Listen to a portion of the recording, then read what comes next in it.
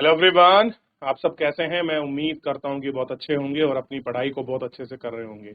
मैं आकाश कुमार बढ़ाना ICT virtual classroom में आपका बहुत बहुत स्वागत करता हूं मेरे प्यारे बच्चों।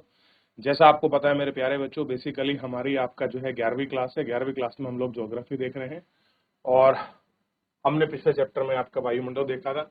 आज चैप्टर नंबर 11th है हमारा। अभी 11 नंबर का जो आपका चैप्टर है, इसी चैप्टर के अंतर्गत हम बहुत सारी बेसिक चीजों को उसमें पढ़ेंगे। जैसे विश्व की जलवायु और जलवायु परिवर्तन के बारे में हम इसमें पढ़ेंगे।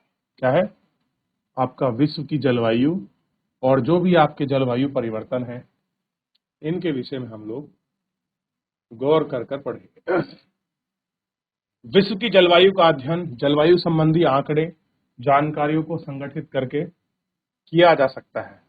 इन आंकड़ों को आसानी से समझने पर उनका वर्णन और विश्लेषण करने के लिए उन्हें अपेक्षाकृत छोटी इकाइयों में आपका बांटकर विश्लेषित किया जाता है। ठीक, जैसे क्या कह रहे हैं, जलवायु का वर्गीकरण 3 वृहद उपमान द्वारा किया गया है। ये कौन से हैं? अनुभाविक, जननायिक और अनुप्रियक। अनुभाविक वर्गीकरण आपका क्या है? प्रेक्षित किया गया है और विशेष रूप से टेम्परेचर एवं वर्णन पर संबंधित है। तो जो आपका अनुभाविक वर्गीकरण है, ये किस पर है? आपका टेम्परेचर और उसकी एक्सप्लेनेशन पर, जो बेसिस जो आंकड़े हैं, जो डाटा है, उसी पर आपका बेसिस रखकर इसको आपका देखा गया है। आपका जननांकिक वर्गीकरण जलवायु के उन कारणों के आधार पर संगठित करने का प्रयास है जो जलवायु को अनुप्रायोगिक वर्गीकरण के विशिष्ट उद्देश्य के लिए किया जाता है। कैसा है? किसी जो विशिष्ट उद्देश्य है उसके लिए हम अगर करें तभी ये सारी चीजें आपकी होती हैं। ठीक है, तो ये आपका विशिष्ट जो रूप है हमें उसमें आपका देखने के लिए मिलेगा और हम इसको बड़े अच्छे से समझ सकते हैं, बड़े अच्छे से देख सकते हैं। अब कह रहे हैं कि कोपेन की जलवायु वर्गीकरण की पद्धति, कोपेन की जलवायु वर्गीकरण की पद्धति, वी कोपेन द्वारा विकसित की गई जलवायु के वर्गीकरण का अनुभाविक पद्धति का सबसे व्यापक उपयोग। कह रहे जो अनुभाविक पद्धति है उसका सबसे व्यापक उपयोग हमको आपको देखना है। जैसे कोपेन ने वनस्पति वितरण और जलवायु के बीच एक घनिष्ठ संबंध की पहचान की है। तापमान तथा वर्षण के कुछ निश्चित मानों का चयन करते हुए उनका वनस्पति के वितरण से संबंध स्थापित किया है। मानों की उपयोग जल के वर्गीकरण के लिए किया गया है।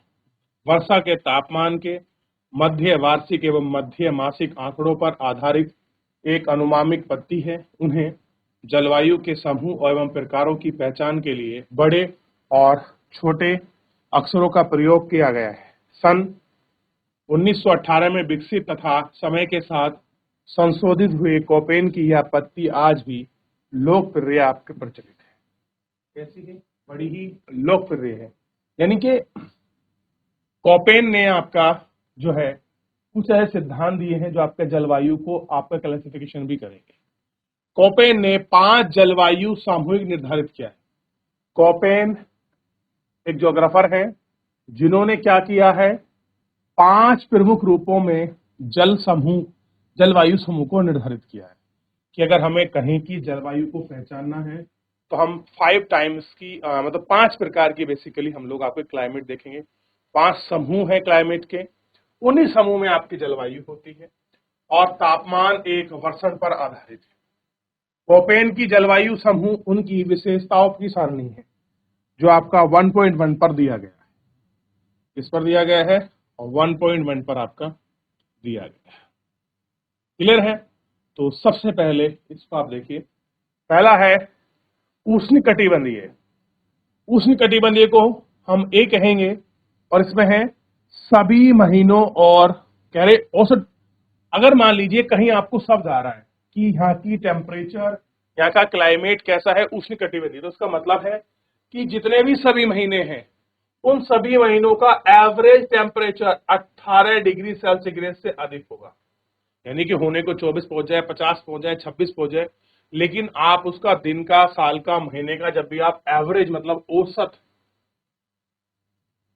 तापमान निकालोगे तो उस औसत तापमान को निकालते समय आप देखेंगे 18 डिग्री सेल्सियस से वो आपका नीचे नहीं जाएगा।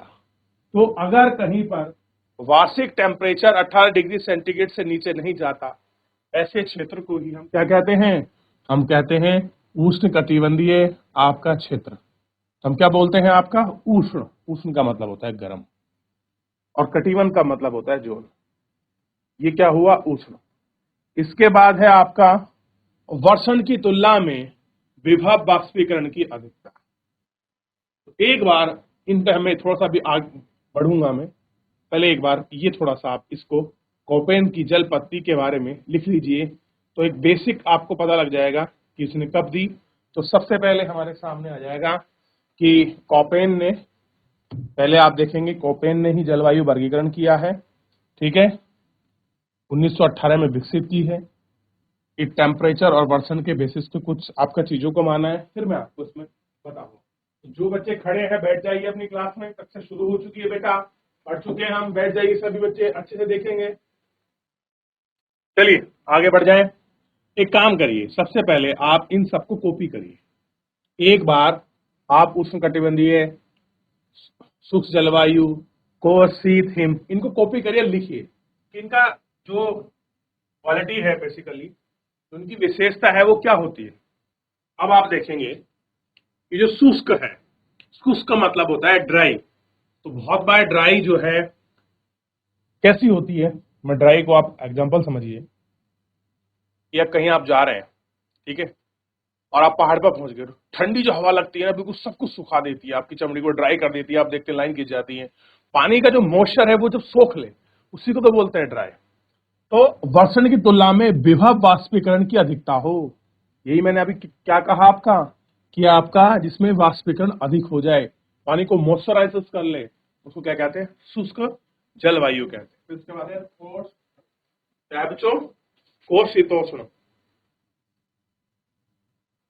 अब देखिए बहुत सारे ऐसे क्षेत्र हैं, अगर आप इनको देखोगे, जिनमें सर्वाधिक ठंडा महीना, अगर आप उत्तर भारत में सर्वाधिक ठंडा महीना देखोगे तो आपका जो मिलेगा 15 दिसंबर के बाद और 15 जनवरी के बीच तक मिलता है बेसिकली। तो यहां पर एवरेज टेम्परेचर जो होता है आपका, वो कितना होता है? 3 डिग्री सेल्सियस से अधिक नहीं, और 18 को कभी पार नहीं करता। यानी कि शीत मौसम में जो आपका न्यूनतम टेम्परेचर होगा वो आपका 3 डिग्री होगा, और जो आपका मैक्सिमम होगा वो आपका 18 होगा। और 18 अच्छा का ठंडा करता है, एसी आपकी 17-18 पे चलती है, रूम को ठंडा कर देती है, यानी कि काफी ठंड पाई जाती है, ठीक। और 18 से कम तथा मध्य अक्षांशों की जलवायु है, ये मिड एरियाज। देख लिया, आगे बढ़े। अब है शीत। सभी महीनों का औसत तापमान एक 10 डिग्री टेम्परेचर से कम हो, यानी कि एवरेज, यानी कि जो 12 मंथ है, उन 12 मंथ का एवरेज टेम्परेचर 10 डिग्री से कम हो, यानी कि 10 डिग्री से नीचे रहे। ऐसे में क्या कहेंगे हम? शीत। अच्छा ये छूट गया, शीत, हिम, वन जलवायु। वर्षा में सर्वाधिक ठंडे महीने का औसत, यानी कि सर्वाधिक ठंडा जो आपका महीना है, इसमें ठंड आपकी सर्वाधिक पड़ती है, उस महीने का जो औसत तापमान 0 अंश के 3 डिग्री से नीचे चले जाए।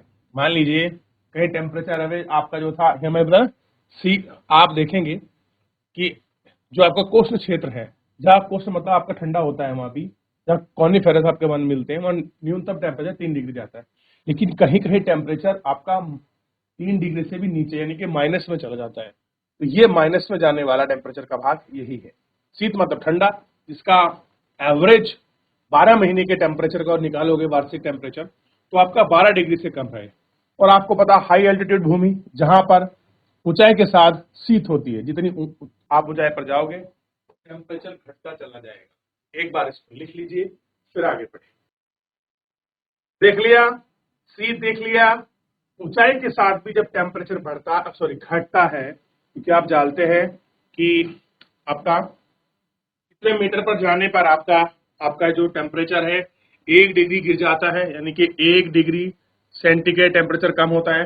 कितने डिग्री पर जाने पर बताइए? देख लिया आप लोगों ने? चलिए आगे बढ़ जाएं। अब देखिए, असली जो गेम है, जो आपको क्लाइमेट समझनी है वो अब है। इसलिए आप सोच रहे थे कि सर टाइम क्यों ले रहे हैं। मैं बार बार इसलिए तुम्हें टाइम ले रहा ताकि यहां चीजें क्लियर हो जाएंगी, तो आगे आप कंफ्यूज नहीं होंगे। अब देखिए, बड़े अक्षर यानी कि ए सी डी ई आर्द्र जलवायु तथा बी अक्षर शुष्क जलवायु को निरूपित करता है।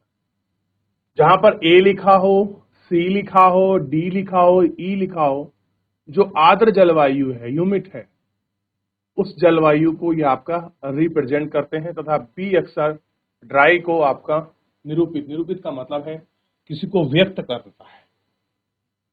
जलवायु समूह को ताप, क्रम एवं मौसम की विशेषताओं के आधार पर कई उप प्रकार में विभाजित किया गया है, जिसको छोटे अक्षरों के द्वारा अभिव्यक्त किया गया है। शुष्कता वाले मौसम में छोटे अक्षर एफ एम बी डब्ल्यू एस द्वारा इंगित किया गया है। तो एफ डब्ल्यू वी एस द्वारा इंगित किया गया है। एफ शुष्क मौसम में ना होने को एम कारण की ही जलवायु को आर्द्र और शुष्क कहते हैं। देखिए, शुष्कता किससे दिखाई जाएगी? जो शुष्कता है, जो आपकी ड्राइनेस है, वो हम किससे देखेंगे? एफ से देखेंगे, एम से देखेंगे, डब्ल्यू से देखेंगे। इससे हम आपकी शुष्कता को देखते हैं, ठीक। और एफ को हम आपके क्या कहेंगे? शुष्क मौसम ना होने पर एम के कारण क्या होती है? आपका जलवायु शीत उस आर्द्र रहती है। ये हमको देखना। यह वार्षिक तापांतर बहुत कम तथा वर्षा अधिक होती है। जलवायु का उष्णकटिबंधीय समूह 3 प्रकार में बांटा जाता है। पहला एएफ उष्णकटिबंधीय आर्द्र जलवायु, दूसरा एएम उष्णकटिबंधीय मानसूनी जलवायु, तीसरा है एडब्ल्यू उष्णकटिबंधीय आर्द्र जलवायु, और इसमें आपका शीत उष्णकटिबंधीय जलवायु भी आपका देखा गया है, ठीक। तो सबसे पहले कोपेन के अनुसार जलवायु के प्रकार। सबसे पहले देखिए, उष्णकटिबंधीय आर्द्र जलवायु, ठीक। तो उष्णकटिबंधीय आर्द्र जलवायु में आप अभी अभी क्या पढ़े हैं कि जितना भी शुष्क है वो एफ मौसम के होने को एम के कारण ही जलवायु शुष्क और आर्द्र है। यानी कि अगर कहीं शुष्क मौसम है तो उसको एफ से दिखाएंगे, अगर ड्राई है और आर्द्र है उसको हम एम से रिप्रेजेंट करेंगे। अब जैसे कोपेन के अनुसार जलवायु बात कर रहे हैं, उष्णकटिबंधीय आर्द्र जलवायु उष्ण है, ठीक है। तो उष्ण का मतलब किससे हो गया? ए से। बच्चों कौन सा ए? ये वाला ए, उष्णकटिबंधीय वाला, ठीक है। और ड्राई है तो आप जानते हैं आर्द्र में क्या आएगा? एम आएगा, ठीक है। और शुष्क है तो ए या एफ आएगा। तो अगर प्रकार में भी इसमें 1, 2 और 3 प्रकार है, ठीक। जैसे उष्णकटिबंधीय आर्द्र, उष्णकटिबंधीय आर्द्र में उष्ण का मतलब ए और आर्द्र का मतलब क्या है? एफ है। कोई भी शुष्क ऋतु नहीं है। आर्द्र है, आर्द्र होगी, ह्यूमिड होगी। अगर आर्द्र हुई, शुष्क हुई, तो कोई इसमें आपका आर्द्रता नहीं होगी शुष्क मौसम में ना होने को। ध्यान रखेंगे, क्लियर है? ये आपको ध्यान।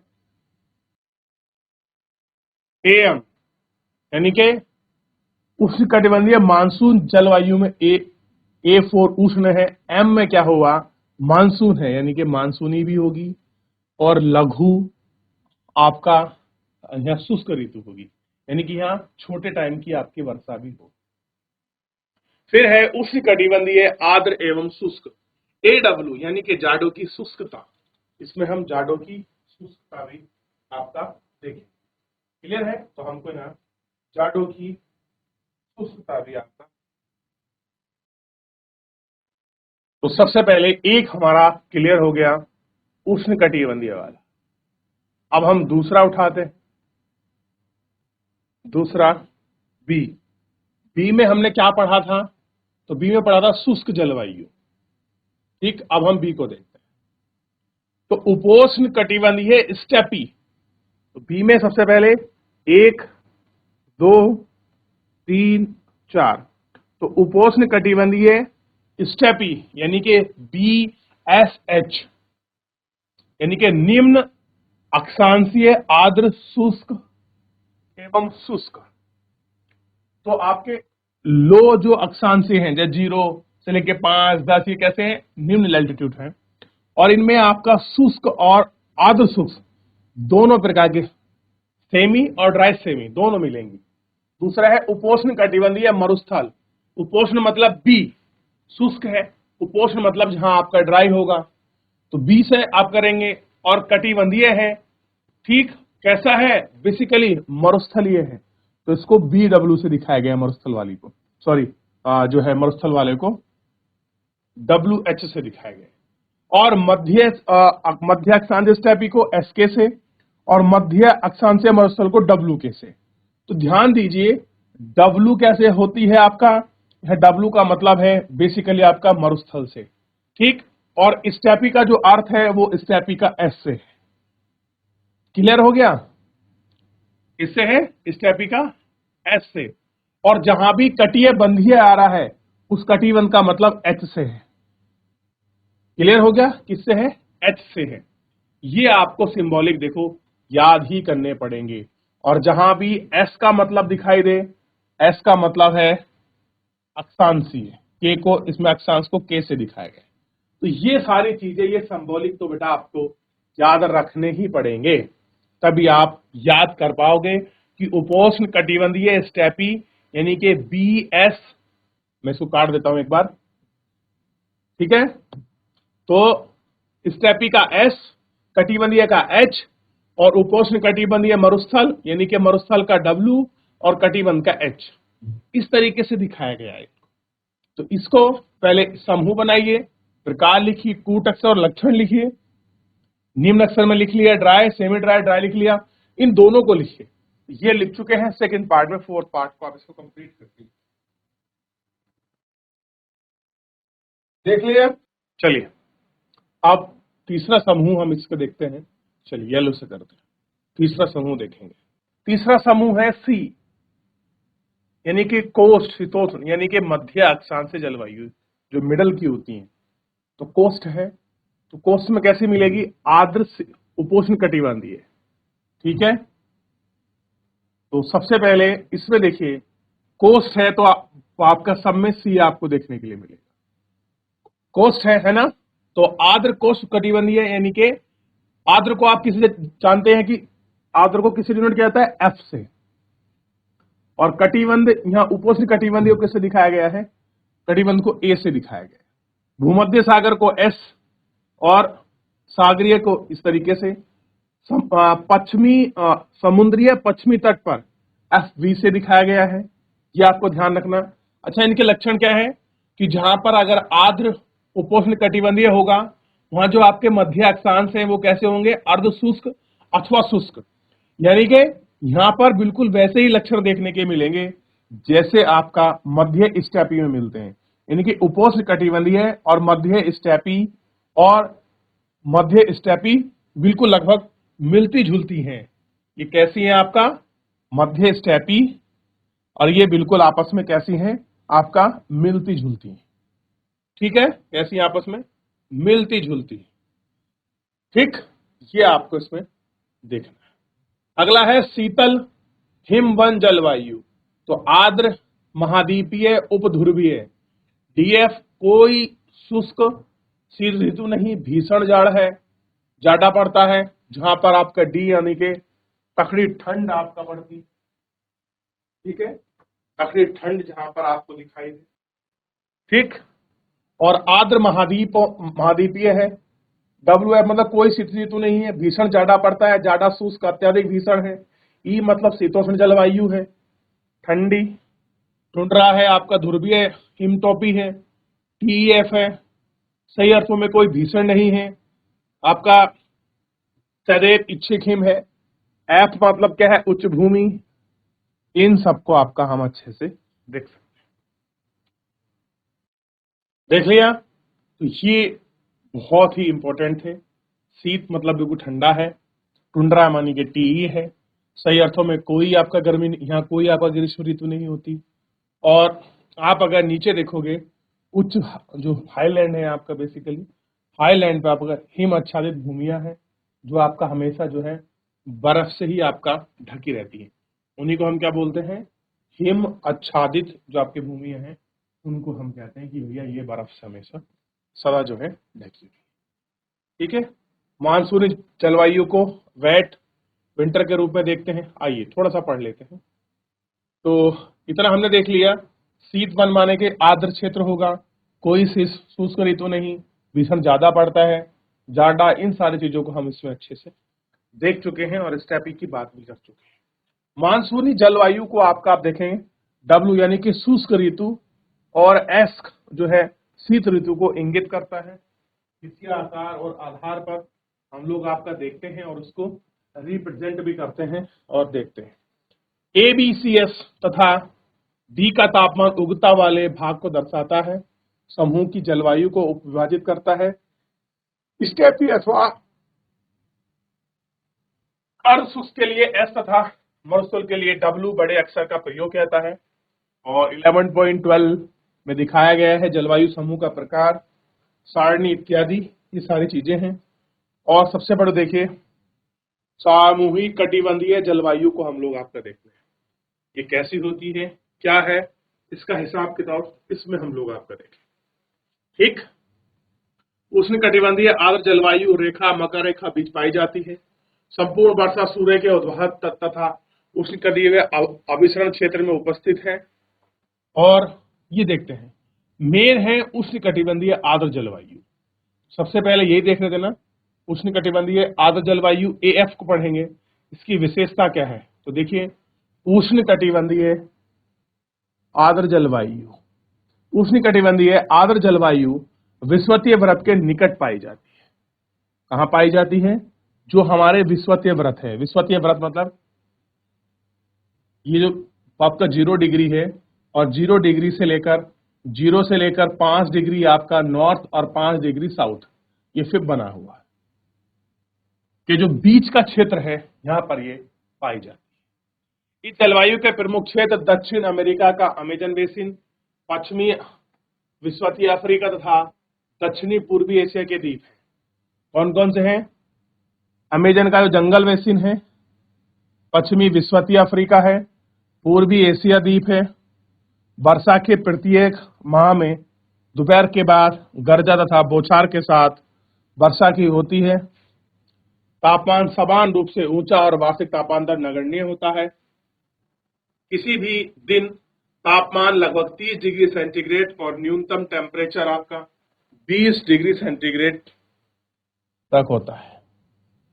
इस जलवायु में सघन वितरण और जैविक विविधता वाले उष्णकटिबंधीय सहित हरित जो वन है वो आपका पाए जाते हैं।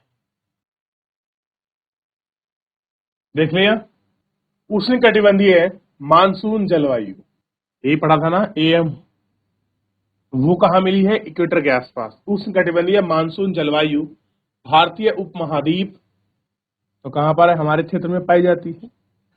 साउथ अमेरिका, उत्तर पूर्वी भाग, उत्तरी ऑस्ट्रेलिया में पाई जाती है। भारी वर्षा अधिक कारण गर्मियों में होती है। शुष्क ऋतु मिलती है। जलवायु से इस प्रकार का ये सारी विस्तृत चीजें देखने को मिलती हैं। भारत का भौगोलिक पर्यावरण है NCERT 2006 में।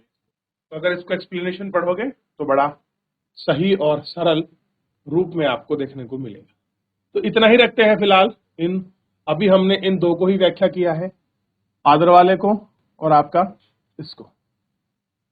AM है ना बेटा, हाँ AM को, दो को ही देखे हैं, इसलिए मैंने 2 बार आपका टिक लगा दिया है। बाकी शेष को हम आगे पढ़ेंगे, बड़ा इंपॉर्टेंट है। हर क्षेत्र की अपनी क्लाइमेट विशेषता, उसको देखेंगे। फिलहाल मेरे प्यारे बच्चों आज के लिए इतना ही, मिलते हैं नेक्स्ट लेक्चर में। तब तक अपना ध्यान रखिए, स्वस्थ रहिए, अपनी पढ़ाई को बहुत अच्छे से करते रहिए। मुझसे जुड़ने के लिए आपका बहुत बहुत धन्यवाद।